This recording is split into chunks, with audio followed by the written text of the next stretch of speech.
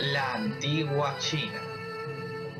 China es una de las más grandes y antiguas civilizaciones que la humanidad haya dado nunca.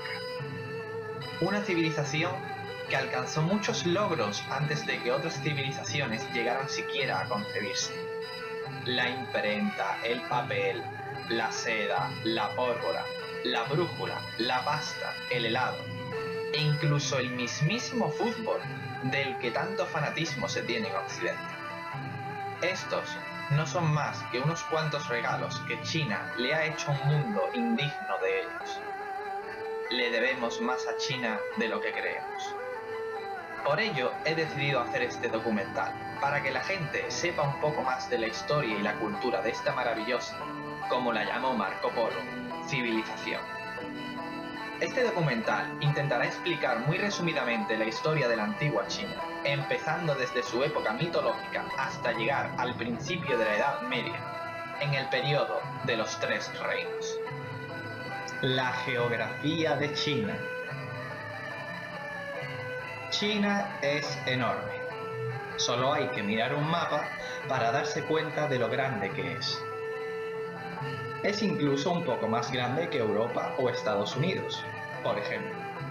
Debido a su gran extensión de tierra, los climas y paisajes de China son muy variados.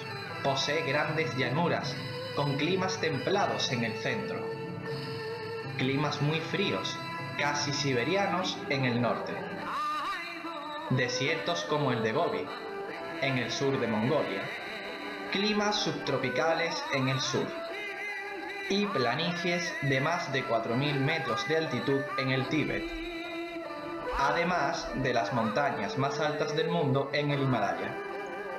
China es un microcosmos en sí mismo. Sus principales ríos son el Yangtze y el Huanghe o el río Amarillo, dos de los ríos más largos del mundo. En este último, en el río Amarillo, fue donde nació la antigua civilización de China, la cual empezó aproximadamente en el 5000 a.C.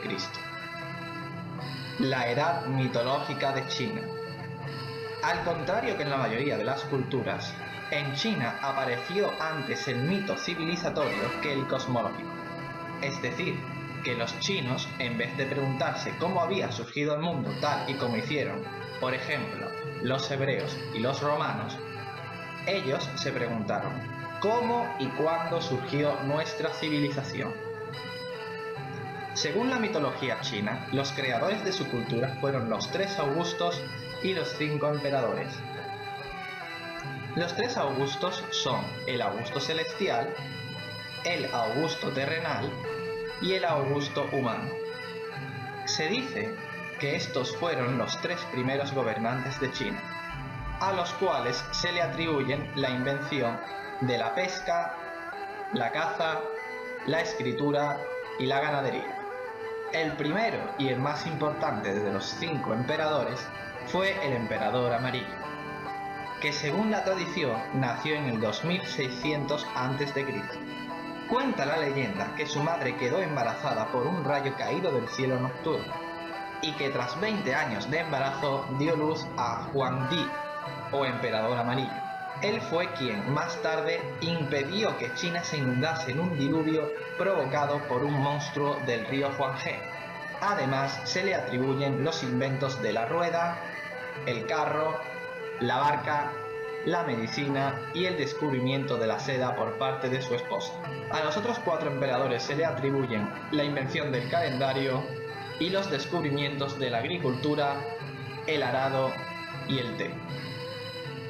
Aunque toda esta época en realidad no es más que mitología, y no sabemos con certeza quiénes descubrieron e inventaron todas estas cosas en la antigua China. La edad semi-mitológica de China. Después de la edad mitológica tendría que venir la edad antigua, ¿no? Pero, ¿por qué existe una edad semi-mitológica en China? Eso es porque hay algunos historiadores que creen que lo que ocurrió en esta época fue real, mientras que otros piensan, por el contrario, que lo que ahora os voy a contar no son más que historias y leyendas sin fundamento. Por eso se le llama a esta época edad semi-mitológica. Durante la edad mitológica, los emperadores eran elegidos encima por meritocracia. Es decir, que el heredero al emperador no tenía por qué ser su hijo o su hermano, sino el mejor de los hombres. El más listo sería el emperador. Sin embargo, esto cambió en la edad semimitológica. A la muerte de Yu el Grande en el 2100 a.C., uno de los 5 emperadores de la edad mitológica, debía sucederle el hombre más capaz y listo del momento, el cual era de la tribu de Yi. Pero el hijo de Yu el Grande, Shi, quería ser el emperador. Shi se enfadó mucho por la decisión de su padre. Fue por esto por lo que Shi luchó con todas las otras tribus de China y tras derrotarlas se autoproclamó rey. Y fundó la dinastía Xia, la primera de las dinastías de China. ¿Pero qué es una dinastía? Bueno, una dinastía es una familia que se hace con el control de un país durante ciertos años. Es decir, que a partir del rey Qi, todos los otros reyes fueron hijos, nietos, bisnietos, o lo que es lo mismo, miembros de su familia, los Xia. Los Xia se establecieron en la cuenca baja del río Huanghe y gobernaron esa parte de China desde el 2100 a.C. hasta el año 1600 a.C. Esos son unos 500 años en los que se sucedieron en total 17 reyes de la dinastía Xia. Pero todo llega a su fin. El último rey de los Xia, Ye, fue un tirano que gobernó a su pueblo con crueldad. Ante tal reinado, una nueva familia, los Shang, se rebeló contra los Xia. Su líder, Tang, venció a los Xia, se autoproclamó rey y fundó una nueva dinastía, los Shang. La edad antigua de China. Los Shang. Los Shang se convirtieron en la nueva dinastía de China. Al igual que sus predecesores, los Xia, gobernaron principalmente en la cuenca baja del Huanghe y algunas ciudades comerciales de alrededor, durante los años 1600 a.C. y 1046 a.C. En esos 550 años se sucedieron 30 reyes Shang. Los Shang era una dinastía guerrera.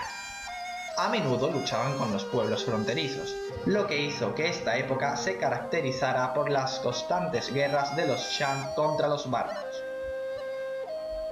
Ellos fueron los primeros que crearon en China ciudades rodeadas de murallas de tierra apisonada para protegerse de las invasiones de pueblos extranjeros, y sus edificaciones estaban construidas principalmente de tierra de loess sacada de la cuenca del río Amarillo. El loess era un material muy resistente y sólido, y con él construyeron su primera capital, Chengzhou. Los Shang también supieron usar otros recursos de su entorno, como por ejemplo el cobre y el estaño que sacaban de las minas. Con una aleación de estos dos metales, los Shang descubrieron el bronce y se enamoraron de su gran belleza como ningún otro pueblo sobre la faz de la tierra. Los Shang empezaron a producir objetos de bronce a gran escala. Un ejemplo de ello lo tenemos en la tumba de Fu Hao, una de las consortes guerreras de Ku Ting, un rey Shang. En su tumba se encontraron nada más y nada menos que 1600 kilos de bronce, entre vasos, recipientes y otros objetos. Y solo era la tumba de una consorte que habría en la tumba del rey Wu Ting. Pero esto no fue lo único que se encontró en la tumba de Fu Hao, en la cual también hallaron cientos de piezas oraculares. Pero, ¿qué son las piezas oraculares?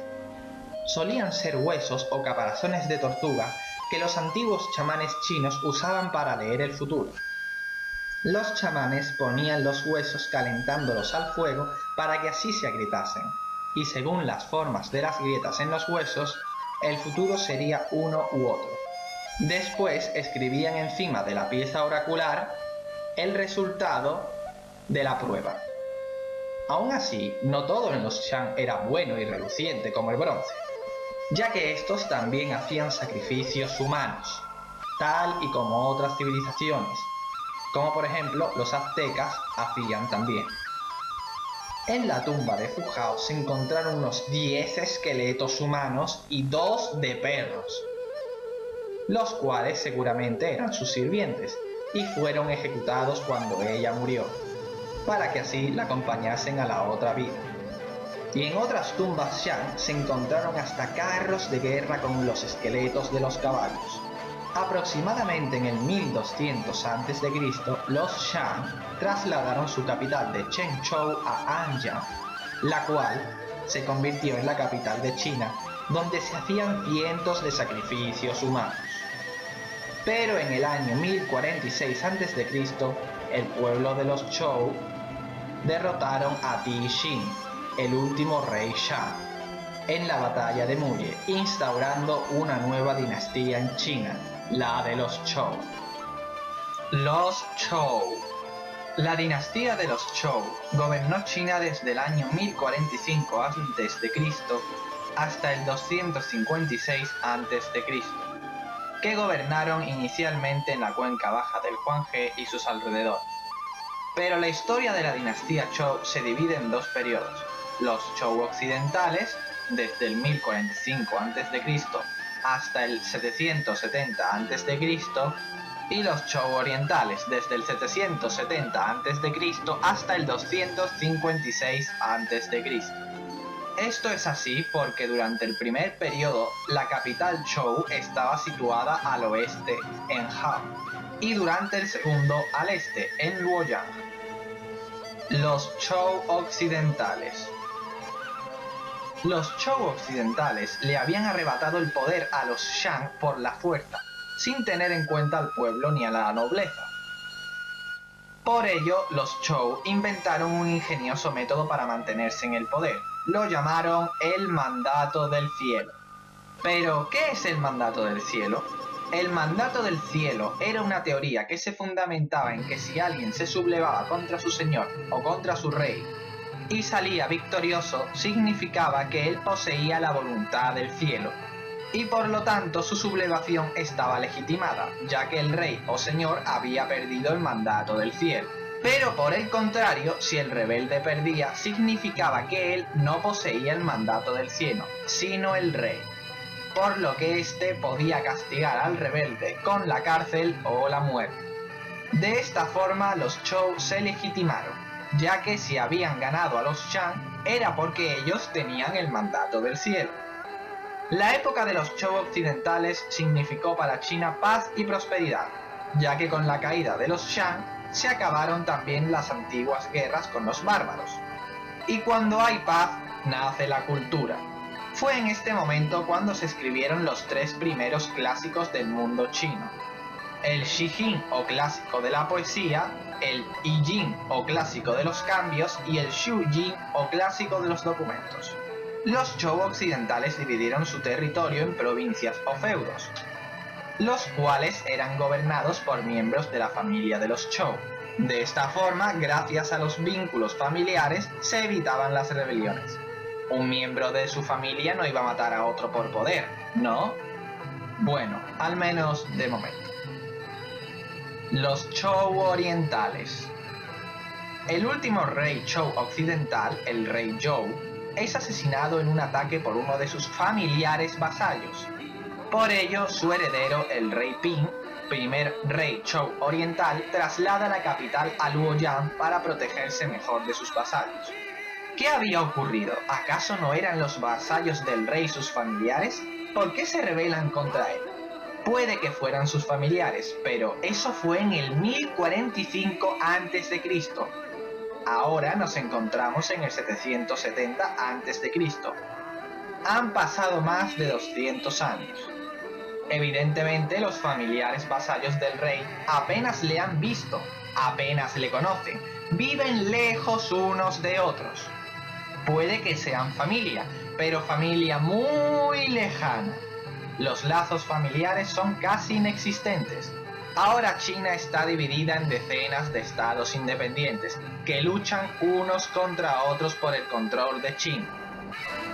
Los reyes Zhou siguen existiendo, pero apenas controlan las tierras de la capital y su poder ha desaparecido por completo. A esta época, dentro de los Zhou orientales, se le llama primaveras y otoños, y va desde el 722 a.C. al 481 a.C. Todo esto dentro de la época de los Zhou orientales, que a su vez está dentro de la dinastía Zhou. No se me pierdan. Pero fue durante esta época de guerras civiles e internas cuando nació el filósofo más importante de la historia de China, Confucio. Confucio era un sabio que se dedicaba la mayor parte de su tiempo a leer libros y clásicos chinos, y se dio cuenta de cómo la arrogancia de los gobernantes chinos había llevado al país a la guerra civil. Por eso, él defendía que los gobernantes debían ser nobles letrados, o Junzi. Los sabios debían gobernar para mantener la paz y la prosperidad del pueblo. Es decir, que el gobierno debía basarse en el estudio y la virtud, y no en las leyes. Para Confucio, las cosas más importantes eran el estudio, la cortesía, la virtud y la solidaridad. Solo así las personas podrían relacionarse entre ellas sin llegar a disputas ni guerras. El confucianismo busca la armonía del hombre con la sociedad que le rodeaba. Así nació el confucianismo, una de las grandes religiones de China, pero no la única. Lao Tzu era otro sabio que vivió en esta época de guerras y hambrunas, pero él, al contrario que Confucio, prefería estar en la naturaleza sin estudiar, meditando. De hecho, Lao Tzu estaba en contra del estudio. Él fue el creador del Tao Te Ching. El Tao es la unión del Yin y el Yang, lo bueno y lo malo, lo seco y lo húmedo, el calor y el frío, el hombre y la mujer, el día y la noche, etc. El Tao era lo que gobernaba el universo. Digamos que el taoísmo, la religión creada por Lao Tzu, buscaba la unión del ser humano con la naturaleza. Pero lo curioso es que los chinos podían pertenecer a ambas religiones al mismo tiempo. ¿Cómo podía ser posible esto? Sí, de hecho, ambas religiones son totalmente contrarias. Hay un dicho chino que lo explica a la perfección. El ser humano es confucianista en lo colectivo y taoísta en lo individual. Pero volvamos a las primaveras y otoños. Estos ducados independientes estuvieron luchando todo el tiempo unos con otros, hasta que solo quedaron 7. Entonces se inició el último periodo de la dinastía Zhou oriental, la época de los reinos combatientes, desde el año 481 a.C. hasta el 256 a.C. Los 7 reinos combatientes eran Chao, Yang, Wei, Qi, Han, Chu y Qin. Y en el centro se situaban las pocas tierras que le quedaban al rey de los Zhou. Estos 7 reinos también entraron en guerra entre ellos, pero solo uno lograría conquistar y unificar China. En esta época se empiezan a construir los primeros antiguos trazos de la Gran Muralla China en los estados de Qin, Chao y Yang, para defenderse de los bárbaros del norte. El reino más poderoso de los 7 reinos era el de Qin, el más occidental de todos.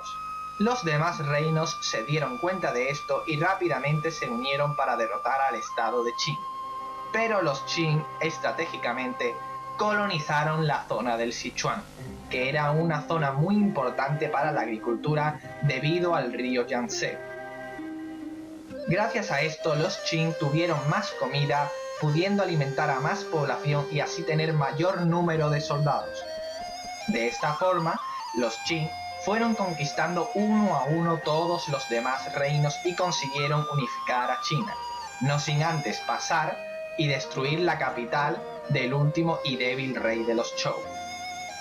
Así, el rey de Qin, Chen, se autoproclamó primer emperador de China, bajo el nombre de Qi Shi Huangdi, creando así una nueva dinastía, la de los Qin, que fue la que le dio el nombre a China.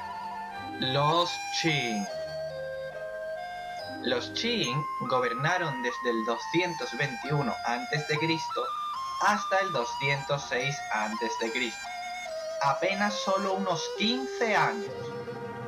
De hecho, fue la dinastía que menos duró gobernando China, pero sin embargo fue una de las más importantes. ¿Queréis saber por qué? Resulta que Qi Shi Huangdi, el primer emperador, era un meticuloso del orden. Construyó carreteras, puentes y canales. Creó una moneda única para toda China. Normalizó una única escritura y creó un sistema legal. El emperador se basaba en los legistas y las leyes para gobernar el imperio. Todo lo contrario, de hecho, al confucianismo.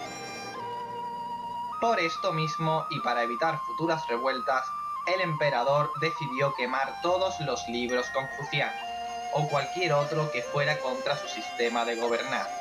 Fue la gran primera quema de libros de la historia.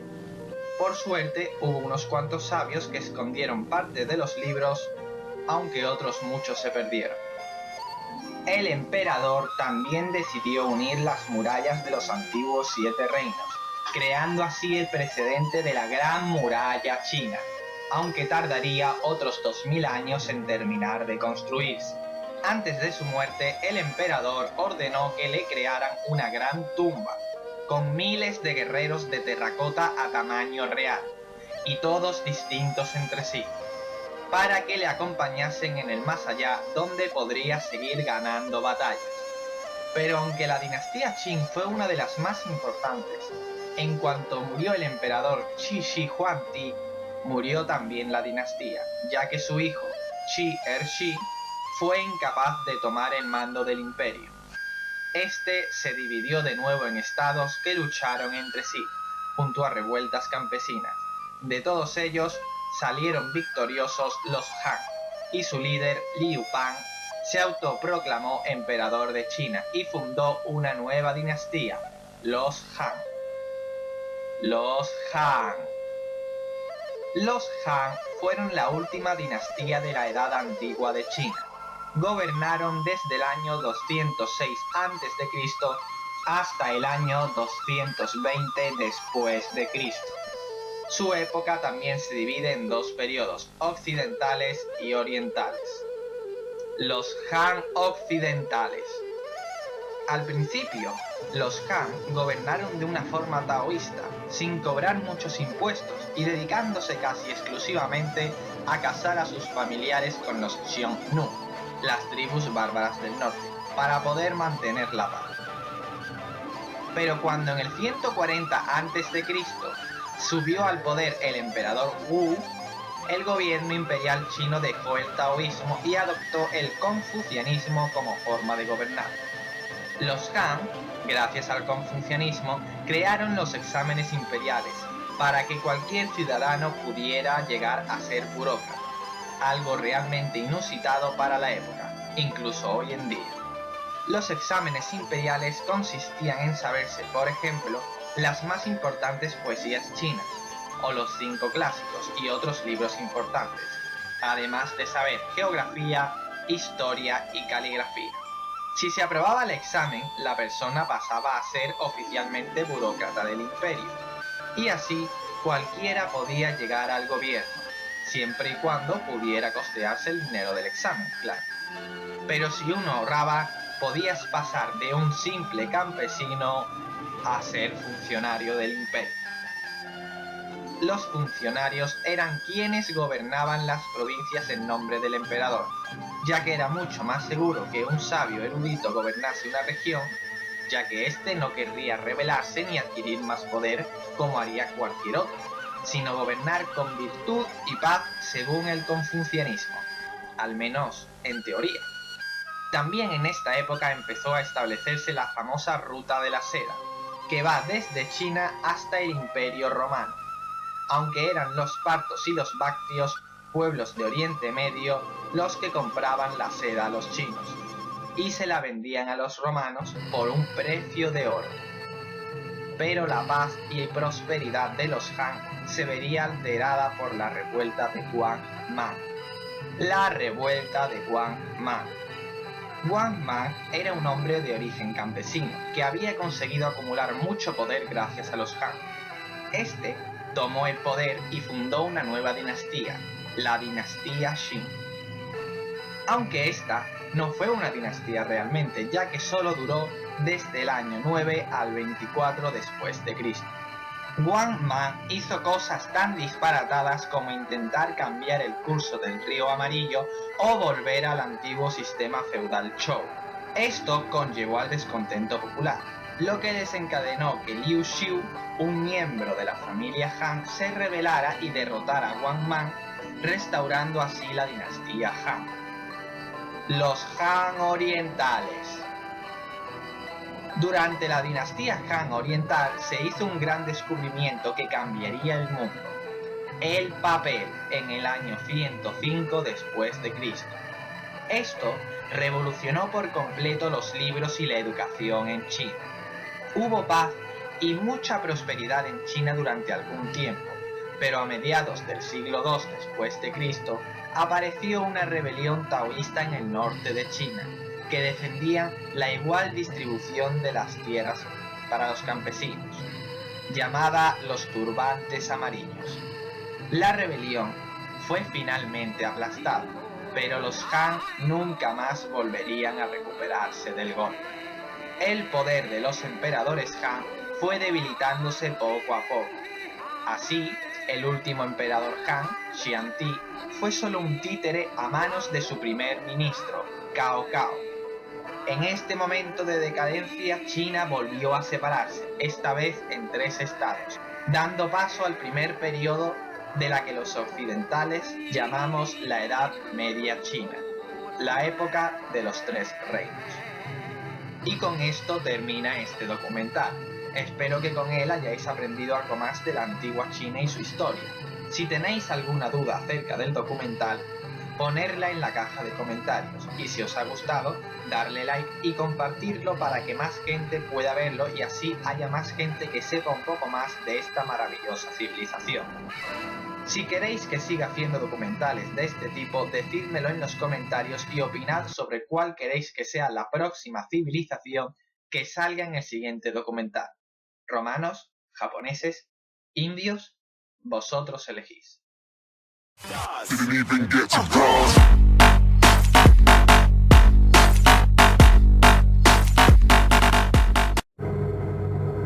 El Akashita, o lengua roja por su traducción al japonés, es un espíritu misterioso que toma la forma de una nube oscura con afiladas garras y un rostro peludo y bestial.